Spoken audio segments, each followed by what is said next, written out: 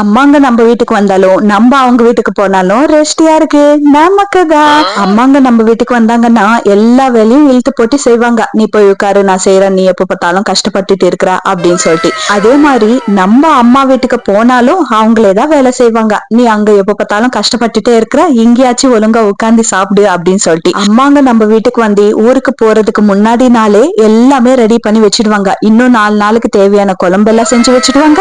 வீடெல்லாம் மூல மூல இருக்கிற குப்பை எல்லாம் பெருக்கி வச்சிடுவாங்க. ஏன்னா பொண்ணு ஒரு 4 நாள் ஆச்சு கொஞ்சம் ஃப்ரீயா இருக்கட்டுமே அப்படின்னு நினைப்பாங்க. அதுல அவங்களுக்கு ஒரு திருப்தியும் இருக்கும். ஆனா நம்ம என்ன பண்ணுவோம், அம்மா வீட்டுக்கு போன உடனே என்னவோ நம்ம யுத்தம் செஞ்சுட்டு வந்து ரொம்ப டயர்ட் ஆகுற மாதிரி, ஆமா எனக்கு ரெஸ்ட் வேணும்மா அப்படின்னு சொல்லிட்டு அப்படியே சாஞ்சிக்க வேண்டியது. ஒரு வேலையும் செய்ய மாட்டோம். அதுக்கப்புறம் அம்மா வீட்டுக்கு பை பை சொல்லிட்டு நம்ம வீட்டுக்கு வரப்போ நம்மளும் வேலை செய்வோம். என்ன வேலை? பேக்கிங் வேலை. அது வேணும் இது வேணும் அப்படின்னு சொல்லிட்டு கேட்டு கேட்டு வாங்கி பேக் பண்ணிட்டு எடுத்துட்டு வர வேலை. இதுதான் அம்மாக்கு நம்மளுக்கு வித்தியாசம்.